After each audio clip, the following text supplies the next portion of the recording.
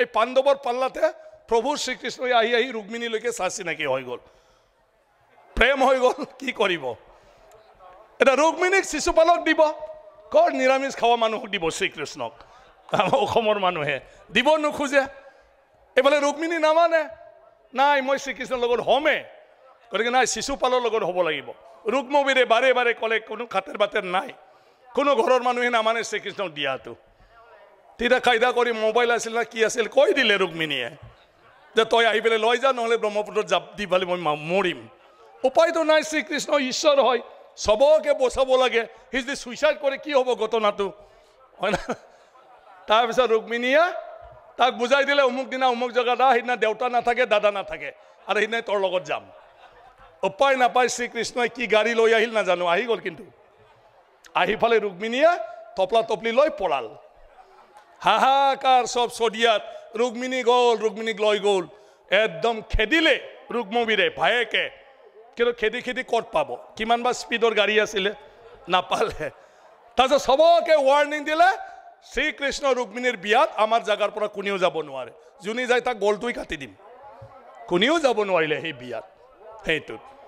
কিন্তু তাৰপিছত আকৌ সংযোগ হ'ল ক'ত অনিৰুদ্ধ নাতিয়ে যেতিয়া চদিয়াত কুৰ্মা গোষ্ঠীৰ ঘৰত আহি থাকে আইতাৰ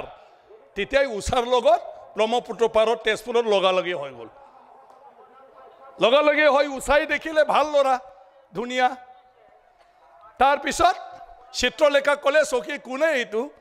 দেখাত ভাল দেখোন চিত্ৰলেখা এইটো মোৰ 2 মিনিটৰ কাম চিত্ৰলেখা বহুত বুদ্ধিমতী আছিলে আজিকালি কলেজৰ ছোৱালীবিলাকৰ নিচিনা ফাটাফাট মানে যাক তাক খুদি মেলি ওলালে সেইটোতো আচল শ্ৰীকৃষ্ণৰ নাতি হয় তাৰপিছত দুৰ্বলতা আহি গ'ল উষাৰ বংশ ভাল দেখোন মানে বংশ ভাল শ্ৰীকৃষ্ণৰ নাতি হয় না নহয় দ্বাৰকাৰ ৰাজকুমাৰ তাত কি আপত্তি আছে গতিকে তাই ভাল পাই পেলালে তাৰপিছত আহোঁতে কথা পাতিলে ভাল পাই গ'ল ভালটো বেছি বেছি পালে কি হয়তো জানে এদিন গৰমত চদিয়াত যাই থাকোঁতে অনিৰুদ্ধক উষাই ক'লে ইমান গৰমত কি যাবি অলপ সোমাই যা পানী চানী খাই যা হয় দে কথাটো বুলি সিও আহি ফালে সিহঁতৰ তাত সোমাই দিলে তেজপুৰৰ সিহঁতৰ ৰাজ মানে আট্টালিকাত সোমাই পালে তেতিয়া বান ৰজা ক'ত বা গৈছিল বান চান চাব গৈছিল না ক'ত কি গৈছিল গৰমত আহি ফালে দেখিলে যে উষাৰ লগত কোনোবা ল'ৰাই তাৰ ৰুমত কথা পাতি আছে আৰে কোন কথা পাতি চালে ল'ৰা চিনি নাপায় বেচেৰা হয় না নহয় আমি যেনেকৈ চিনি নাপাওঁ ল'ৰা ছোৱালীৰ লগবিটা কোন বান ৰজাও চিনি নাপায় চিনি নোপোৱাৰ পিছত বান ৰজাই তাক ধৰিলে এইটো ভাল ল'ৰা নহয় ছোৱালী ৰুমত আহি ফালে কথা পাতি নিশ্চয় বদমাইছ ল'ৰা তাক ধৰ উষাই কান্দা কাটা কৰিলে দেউতা নহয় মোৰহে এনেকুৱা আমাৰ লগ মইহে মাতি আনিছোঁ মানে নেকি মা দেউতাই আজিৰ মা দেউতাই নামানে অসুৰৰ দিনৰ মা দেউতা কেনেকৈ মানিব চাচোন পুৰা বান্ধি ফালে তাক থৈ দিলে অনিৰুদ্ধক বান্ধা মানে এনেকুৱা বান্ধা নাই বহুত বেয়াকৈ বান্ধিছে লাষ্টত শ্ৰীকৃষ্ণই গম পালে তাৰ নাতিক বান্ধি থৈ দিছে আহিল শ্ৰীকৃষ্ণ আহি ফালে শ্ৰীকৃষ্ণই এৰিব ক'লে ক্ষমা বিচাৰিব ক'লে সৰু ল'ৰা তাক এনেকুৱা কৰিব পায় নেকি এইবিলাক বয়সত তেনেকুৱা হয় বহুত বুজনি দিলে নাই বান ৰজাই নামানে নাই এইটো ঠিক নহয় বান ৰজাই আকৌ তাকো গালি দিলে তোৰে লৈছে চালা তইও তোক পলাই লৈ গৈছে ৰুক্মিণীক এতিয়া তোৰ নাতিও মোৰ ছোৱালীক পলাই লৈ যাব তোৰ স্বভাৱটোৱে লৈছে বেয়া বেয়া সিহঁতৰ মাজত কাজিয়া হৈ গ'ল একদম বাৰে জাতি বংশ লৈ ফালে কাজিয়া হয় হয় হয় এটা সময়ত অস্ত্ৰ তস্ত্ৰ ওলাই দুইজনৰ মাজত যুদ্ধ মাৰামাৰি যুদ্ধটো এনেকুৱা পাকৈত আছিলে বানাসুৰৰ কাৰণ সাউথ ইষ্ট এছিয়াক দমন কৰি আছিল কিমান শক্তিশালী হ'ব গতিকে শ্ৰীকৃষ্ণই সৰ্বশক্তি প্ৰয়োগ কৰিব লগা হ'ল আৰু তেতিয়া সি দুৰ্বল হৈ গ'ল হাৰিব খুজিলে বানাসুৰে আকৌ সি মইতো ক'লো আগতে শিৱ ভক্ত সি মাতি দিলে হে প্ৰভু শিৱ আহি যা মোক সহায় কৰ শিৱই হাহাকাৰ হাজিৰ ইয়াতে তেজপুৰত কৈলাশৰ পৰা ফটক কয় কাৰণ তাৰ ভক্ত সি আহি গ'ল আহি ফালে শ্ৰীকৃষ্ণক ভেটা দিলে শ্ৰীকৃষ্ণ আৰে প্ৰভু আপুনি ইয়াত আৰে এইটো মোৰ শিষ্য সি মোক বাছ মানে মাতিছে ৰক্ষা কৰিবৰ কাৰণে গতিকে তাক মই ৰক্ষা কৰিম এইটো নহয় নহয় মানে কৃষ্ণই ক'লে এইটোতো গণ্ডগোল হৈ যাব কি গণ্ডগোল আৰে মোৰ হাতত ই আজি মৰিব লাগে নহ'লে গোটেই সংসাৰটো উলট পালট হৈ যাব সি এদিনো আৰু বাচিব নোৱাৰে বান ৰজাই আপুনি এৰি দিয়ক মই তাক মাৰিম তেতিয়া ক'লে মানে শিৱই বাপৰে বাপ মোৰ ভক্তক যদি মই বচাব নোৱাৰোঁ চালা দুনিয়াই মোক কিয় পূজা কৰিব গতিকে মই নোৱাৰোঁ সিহঁতো কম নহয় শিৱতো হয় না নহয় ডাবল ট্ৰাইবেলৰ দেৱতা সিও একদম বাৰে ভাং চাং খাই থাকে না তাতেতো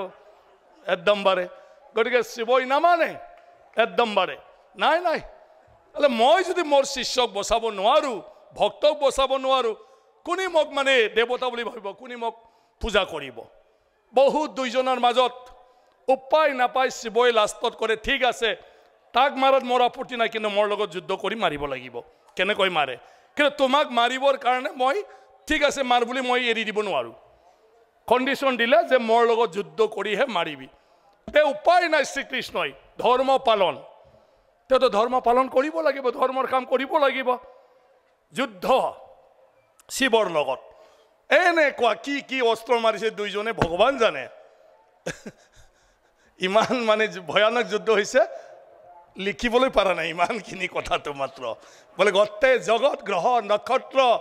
সবটো বোলে তলন্তপং হৈ গৈছে অকল পৃথিৱী নহয় এইটো সময়ত জগতটোই শেষ হ'ব সব দেৱতাই একদম বাৰে ব্ৰহ্মাক প্ৰাৰ্থনা কৰিলে প্ৰভু কি চাই আছে গোটেই আপোনাৰ সৃষ্টি ধ্বংস হ'ব আহি পালে সেই যুদ্ধটো বন্ধ কৰক উপায় নাপায় ব্ৰহ্মাই তেজপুৰত নামিব লগা হ'ল ব্ৰহ্মাই তেজপুৰত আহি গ'ল দুইজনকে বাধা দিলে এই ষ্টপ বুলি কৈ দিলে সেই যুদ্ধটো এটা স্বয়ং ব্ৰহ্মাই ষ্টপ কৰিব দিলে শিৱ আৰু শ্ৰীকৃষ্ণই ববা লাগি চাই থাকিল কাৰণ ব্ৰহ্মা আহি গ'ল মাজত যেতিয়া ব্ৰহ্মাক দেখিলে বানাসুৰে আৰে বাবা এইটোতো শিৱতকৈও ডাঙৰ সি লগে লগে ভৰি ধৰিলে প্ৰভু আপুনি ইয়াত শালা বদমাইছ মই ইয়াত মানে তোৰ কাৰণে আহিব লগা হ'ল মই ইয়াত ঠিকছে গালি দিলে তই জানা তই সাধাৰণ অনিৰুদ্ধক বান্ধি দিয়াৰ কাৰণে শ্ৰীকৃষ্ণ আহিল তাৰ লগত তৰ্ক যুদ্ধ কৰিলি ইয়াৰ পিছত তই মাৰামাৰি কৰিলি আৰু শিৱক মাতি দি পেলাই ইহঁতৰ লগত আৰু যুদ্ধ লগাই দিলি আৰু জানা ইয়াৰ কাৰণে গোটেই জগতে ধ্বংস হ'বলৈ গৈ আছে সব তোমাৰ কাৰণে এই গোটেইটো তোমাৰ গতিকে মানুহ মানে কি মানৱ জীৱন মানে কি সেইবোৰ এই কিবাটো হ'বই কিন্তু ইমান ডাঙৰ কাণ্ড তই কিয় কৰিব লাগে তাক বহুত কথা বুজালে সিও কিবা কিবি সুধি থাকিল তাক বুজাই থাকি এনেকুৱা জ্ঞানী হৈ গ'ল বান ৰজা সব বস্তুৱেই মিছা দেখোন একো দৰকাৰ নাই লগে লগে ব্ৰহ্মাক সি ভৰি চুই ক'লে প্ৰভু মই সব বুজি পালোঁ আজিৰ পৰা মোক একো নালাগে ধন সম্পত্তি ৰাজপাট তাজপাট নিজৰ বংশ পৰিয়াল আজি মই ত্যাগ কৰিলোঁ আজিৰ পৰা মই সন্ন্যাস ল'লোঁ বুলি কয় সেইদিনাৰ পৰা সি তেজপুৰৰ পৰা ওলাই গ'ল ক'ত ওলাই গ'ল শেষটো মহাভাৰতত পোৱা নাই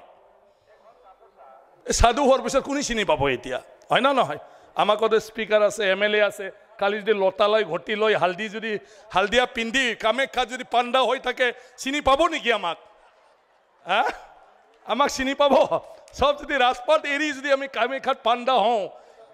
গতিকে বানাসুৰক ক'ত পাণ্ডা হৈ থাকিল কোনেও গম নাপালে যে এই দিনাৰ পিছত বানাসুৰ ক'ত গ'ল কোনেও হয়তো ওলাব পৰা নাই মহাভাৰত লিখা বেদ ব্যাসকক কোনেও জনাব পৰা নাই ইয়াৰ পিছত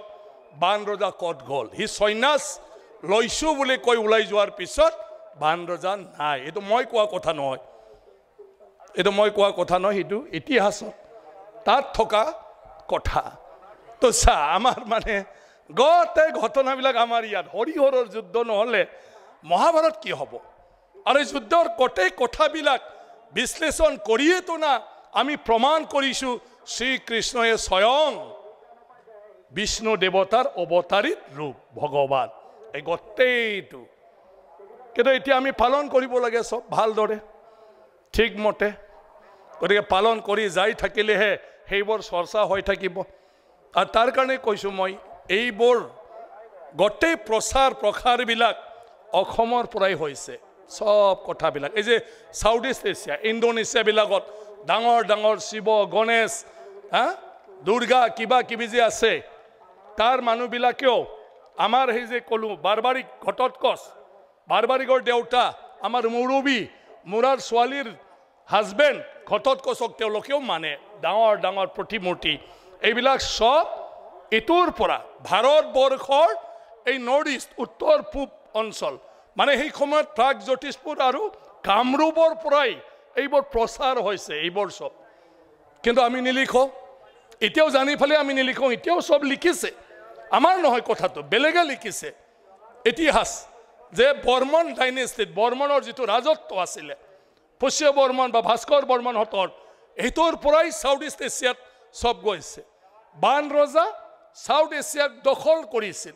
অকল আমি সদায় সিংগিজ খা মংগোলিয়াৰ সিংগিজ খাৰ কথাটো আমি জানো পৃথিৱীক হি কেনেকৈ দমন কৰিছিল যি ফালেদি হি গৈছিলে এই ফালৰ ৰজা মহাৰাজাই তাক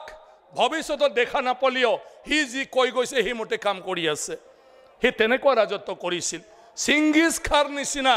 আমাৰ অসমৰ বীৰ পুৰুষ বানাসুৰে বান ৰজাই গোটেই সাউথ ইষ্ট এছিয়াটো কণ্ট্ৰল কৰিছিল যে যিয়ে বানাসুৰক লগ পাইছিল বানাসুৰৰ লগত মানে ক'বাত যুদ্ধতেই হওক ক'বাত কথা বাৰ্তাতেই হওক তাক গুৰু হিচাপে মানিছিল আৰু সদায় বানাসুৰক লগ নাপালিও সিহঁতে তাৰ কথা মতে চলি আছিল গোটেইটো আৰু সেই ভূমিৰ আমি কি কয় এই ভূমিৰ আমি পুত্ৰ এই ভূমিত আমি আজি উৎপন্ন হৈছোঁ জন্ম হৈছোঁ এইটো বীৰ ভূমিও হয় এইটো ধৰ্মৰ এটা মূল জায়গা এই ভূমিও হয় এটা নৰকাসুৰৰ কথাটো চাও কামাখ্যা দেৱীক দেৱী হিচাপে পূজাপাঠ কৰিব জানাটো আমাৰ আধ্যাত্মিক দিশত যদি আমি এনালাইসিস কৰোঁ তেতিয়া অসম কেতিয়াৰ পৰা আধ্যাত্মিক লাইনত ধৰ্মৰ ৰাস্তাত কেতিয়াৰ পৰা আৰম্ভ হৈছে অসম গতিকে সেইবোৰ আমি যদি চৰ্চা কৰি থাকোঁ তেতিয়া আমাৰ গুৰিটো আমি সব বিচাৰি পাম শ্ৰীমন্ত শংকৰদেৱ গুৰুজনাই নিজৰ জীৱনটো সম্পূৰ্ণভাৱে মানৱ সেৱাৰ কাৰণে মানৱ ধৰ্মৰ কাৰণে ভাৰতৰ সনাতন হিন্দু ধৰ্মৰ কাৰণে কিয় লাগি গৈছে এইবোৰ কথা আমি স্পষ্ট জানিব পাৰিম সব গতিকে গুৰুজনাই আমাক এইখিনি আজি তেখেত নহ'লে তেখেতৰ নামত ইয়াত নবহিলে আমি সেইবোৰ বিষয়ে চৰ্চাই নকৰিলেও হয় গুৰুজনাৰ একমাত্ৰ সেইবিলাকৰ লগত আমাক পৰিচিত কৰি থৈ যোৱাৰ কাৰণেহে আজি আমি সেইবিলাক চৰ্চা কৰিছোঁ ৰুক্মিণী হৰণটোতো গুৰুজনাইহে লিখিছে